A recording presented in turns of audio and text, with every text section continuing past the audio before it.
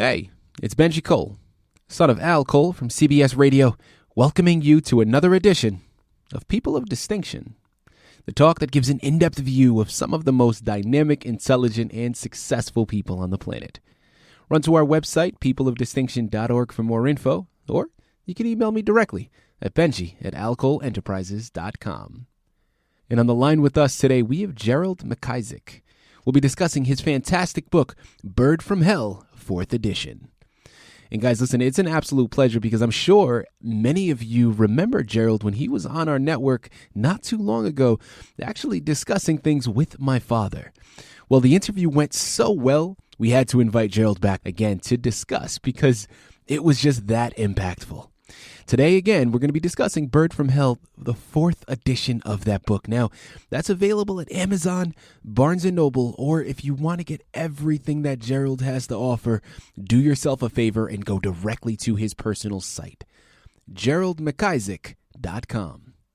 There, not only will you be able to find more information on Gerald himself, but you'll find more information on this book, Bird from Hell, as well as the 5 other titles that Gerald has written. So one more time, that's geraldmcisaac.com. And I will say, Gerald was brought to our network, People of Distinction, today by some of the best movers in the business, Parchment Global Publishing. So if you have a book that you'd like moved, move it through Parchment. You can find them at parchmentglobalpublishing.com. And guys, listen, it is an absolute pleasure to have Gerald here on the line because, as I stated, he's a reoccurring guest. But his book is something that we all have some type of experience with. Now, of course, the level of that experience and exposure will probably vary based upon the individual. But have you guys ever heard of Bigfoot? What about Pterodactyl? Or what about the woolly mammoth or other creatures that we have been told about through time? And I'm so excited because I grew up listening to stories about that. And I've always had such a great interest in. It was always a bit depressing when I found out that all of these creatures either A, weren't true, or B, were extinct and were no longer around. Well, listen, Gerald has a different side of things, okay? He's done the research. He's actually comprised this book to be an education. And listen, he's written the book. He's done the research. He's going to be able to articulate all the nuances in his book much better than I ever could. So without further ado, let's bring him here on the line with us. Gerald, first and foremost, thank you so much for being a guest with us again on People of Distinction. How are you? Well, I'm fine. My pleasure to be here, Benji. Appreciate it. Absolutely. Well, Gerald, listen, I know we have so much information to cover, but before we jump into the book, let's hold off slightly. Start by telling our listening audience a little bit more about yourself, please. Good question. I am first of all, a Caucasian mountain man who was living with the First Nation people, indigenous people, the Dene. In fact, I married into them. And I've been married over 30 years and living in the mountains. And I believe what these people tell me, which is stranger than fiction. So the animal which terrifies, if they call themselves Sekadene, loosely translated, it means among the mountains people or mountain people. Mm-hmm. And the animal which terrifies them flies around in the darkness. They call it in English the devil bird because they think it is a demon. They think the caves in those mountains lead directly to hell. They have pointed out those caves to me. I respect their beliefs. It is my belief those caves are the nesting ground of the pterodactyl. This animal is nocturnal, comes out of those caves almost entirely after sundown, avoids the light, hunts in darkness, and worse, it preys upon people, mainly girls of childbearing age, because it smells the blood. And it also preys upon livestock, by which I mean horses and cattle. Incredibly enough, this animal, which is famous for releasing a cloud of smoke, that smoke is not smoke at all. I was mistaken. It is not a smoke screen. It is toxic. It is a cloud of poison gas. And that poison gas is strong enough to kill the biggest stallions and the biggest bulls, which it does. Great many farmers can testify to that. Kill them with poison gas, and the first thing it goes for is the genitals, as well as the flesh around the face, and it rips out the large intestine, which is disgusting, but that has to be said. So yes, it preys upon people and livestock, and as long as people are kept in the dark about this, then this killing of people and livestock will continue. So like I say, I believe what my relatives, in-laws, have told me, every word, and now I know the way to locate this animal to prove it exists is quite simply when a farmer, rancher finds a dead animal in his yard, cattle or horse, within 24 hours take a blood sample. The blood is not missing, contrary to popular belief. It's inside the carcass. Send that sample to the lab to determine the poison gas that was used to kill the animal. Also swab around the wound site. Send that swab to the lab to determine, for a DNA test, to determine the DNA of the animal that made those wounds. The lab will tell us it is the DNA of a reptile, one which is not known to science. That's very simple and easy. The third thing is a bit more difficult. People can come up to this, close to this village. There's an old logging road called the 10,000 Road, that's in about 15-minute drive of this village. Now, we were logging up there about 30 years ago, and the people, my brother-in-law, in fact, pointed out to me those caves, a series of caves, which open up onto that 10,000 Road, big caves, and those are the caves which I refer to as the nesting ground of the pterodactyl. So I'm suggesting that road has been deactivated. So I'm suggesting open up that road. It's about a 10-minute drive up to that nesting ground, and put cameras out there at the mouth of those caves. After sundown, we will see that animal coming out of those caves. When they first come out, they do not just fly away. They climb straight up that vertical face to the top of the mountain, and the top of the mountain is flat or vertical, which is the reason I call those mountains perpendicular mountains. And at the top of the mountain, it opens its wings. It makes a distinctive snapping sound, which people here think is a sound that Satan makes when he opens the gates of hell. That is the way to prove the existence of the pterodactyl and give people warning. Fantastic. Simple and easy.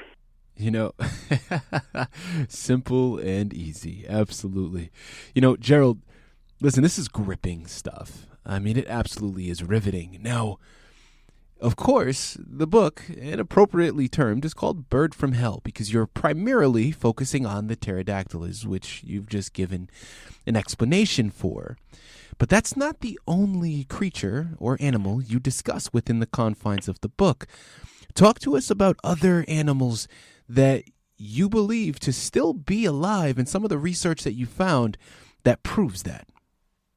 Okay, first of all, I should mention, I think one of the biggest lies of the scientists is the mass extinction of dinosaurs. First of all, pardon me, there was The fact of the matter is that dinosaurs had feathers and they laid eggs, which means that the dinosaurs were birds and they did not go extinct, they evolved. So the dinosaurs, this fable of the mass extinction of dinosaurs is just that, a big lie. Now, aside from the dinosaurs, birds, I maintain there's another species of human living among us right here, right now in North America. The technical term is Gigantopithecus, which is a mouthful. I refer to them as giants. People here in their language refer to them as stink people, which is not very flattering, but I prefer the term giants, otherwise known as Sasquatch or Bigfoot. Now, there are people who are dedicated to trying to find these giants, chasing them all around the mountains. They are human, and to find them, I'm saying they are on Vancouver Island. They are on the reserves on Vancouver Island. Now, the people who live on those reserves respect the giants, so that after sundown, the people who live on those reserves stay off the beach, because these people love the same things we love, and that includes seafood. So after sundown, the giants go on the beach, and the people who live on those reserves stay off the beach. That's called respect. The indigenous people respect the giants respect the indigenous people. That's the way it should be. Now, I'm suggesting to prove the existence of these people, these humans, to work with the elders on the reserves on Vancouver Island, with their permission, work with them and put out gifts for those giants to let them know to attract them. They have no reason to chase us, because we tend to shoot at them, which is highly uncivilized, terrible. So I'm suggesting we work with the indigenous people on the reserves to put out gifts for these giants. And I'm not talking gold and silver. They have no use for gold and silver. Mm-hmm. But they do have use for mirrors, say steel mirrors and cosmetics. They want to know what they look like just as much as we do. And I'm sure they love the same things we love because they are human. So I'm suggesting we put out gifts of food. Same thing we love: meat, fish, eggs, fruit, vegetables, some raw, some cooked, as well as gifts of, say, toys, burlap bags. I'm sure they have baskets, but no pottery.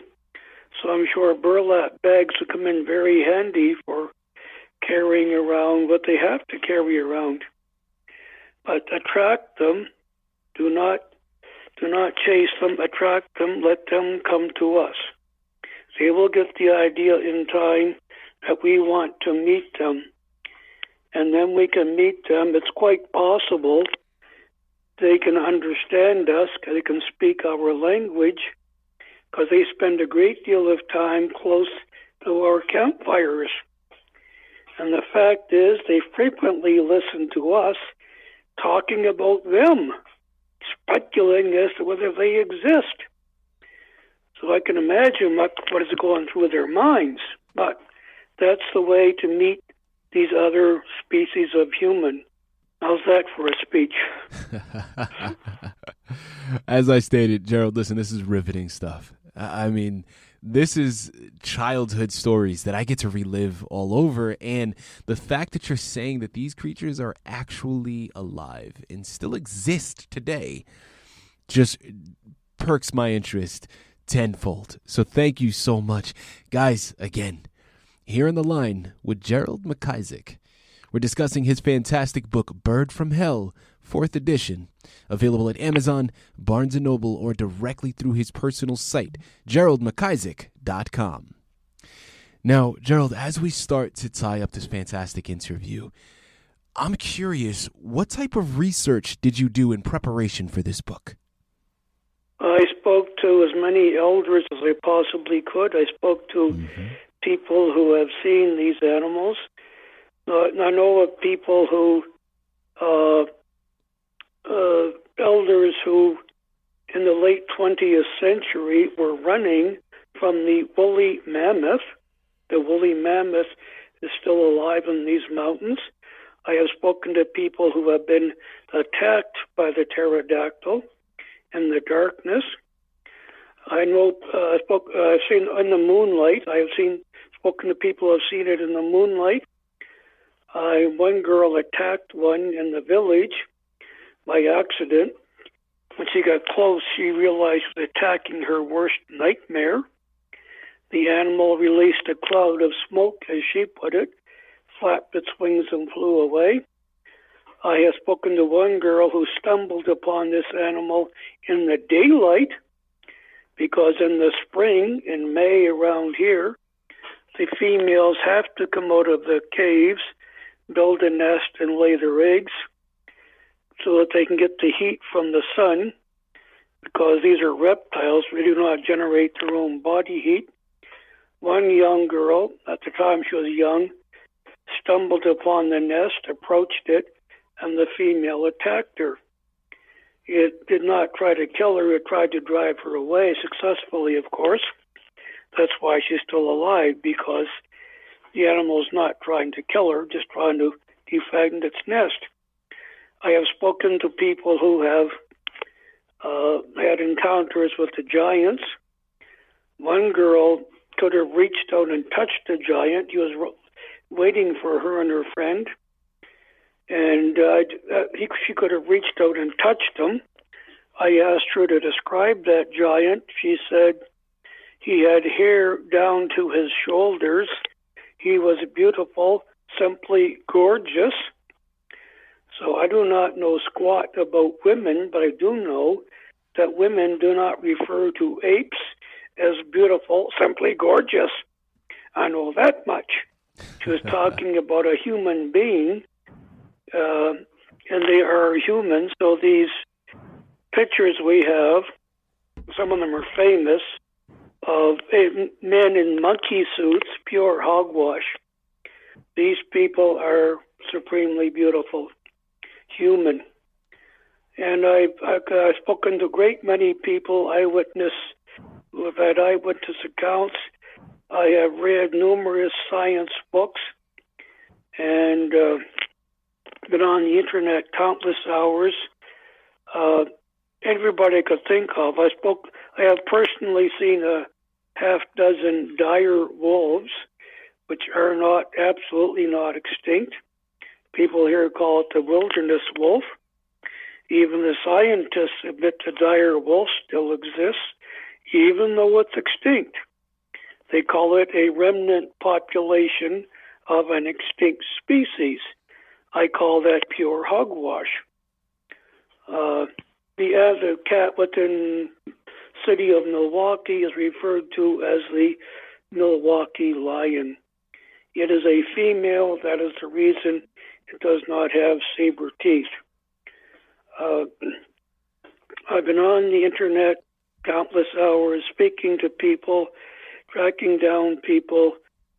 For a great many years I've been pursuing this, and I've been able to make the connection between UFOs, because in mating season the males have to display as a means of impressing the females. So they used to have long beaks and head crests. That's ineffective now because they live in darkness.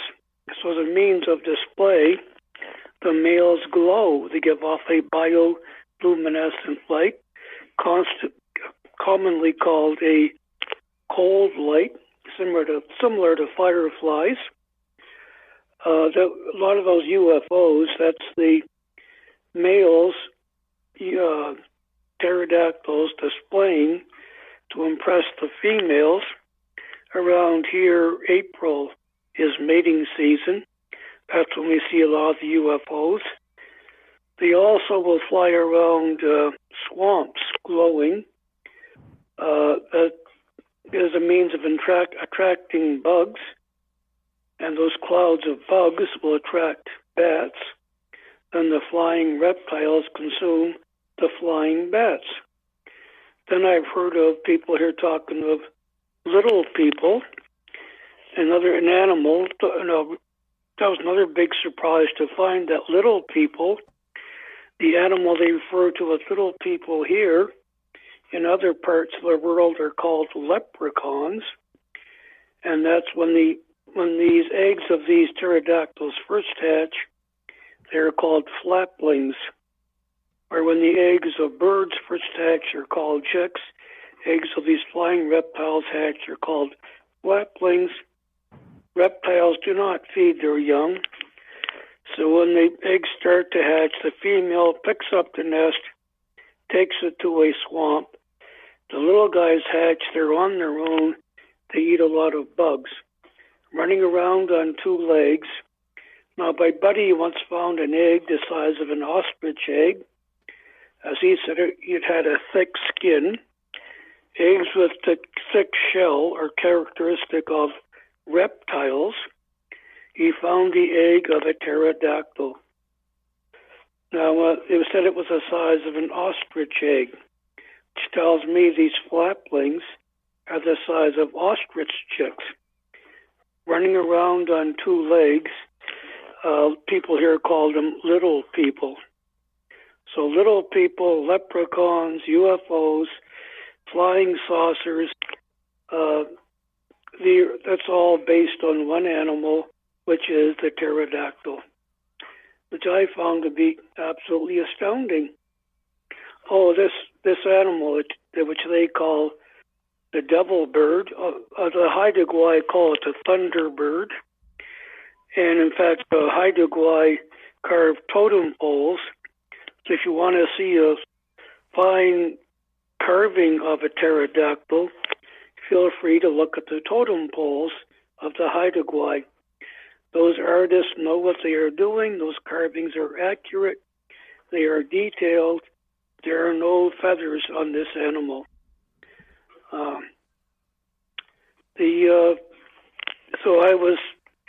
In China, for example, they call it the dragon, or the fire-breathing dragon comes from the fact that they release a cloud of smoke. The dragon is also mentioned in the Bible, and I was surprised when I read Revelations. In Revelations, the dragon is identified as the beast, which is precisely what these people think. They think this animal is the beast, Satan, in the form of a bird. So the only way to prove to them it is a true animal is to shoot one, bring it into the village, and allow people to put their hands on it. Then they will know it is not a spirit, it is an animal. There you have it. Guys, what more can be said? You know what you got to do. I mean, these are stories that we've all encountered during our lifetime. What if they were actually true? What if they're still in existence? And Gerald, he's here to make the case that they are. Head on over to Amazon, Barnes & Noble. Go directly to his personal site, GeraldMcIsaac.com, and pick up your copy, Bird from Hell, the 4th edition. And while you're at it, make sure to look into his 5 other titles as well, all listed on the site. You surely will not be disappointed. Gerald, this has been an absolute pleasure. Thank you very much for being a guest with us today on People of Distinction. My pleasure, Benjie. I enjoyed it.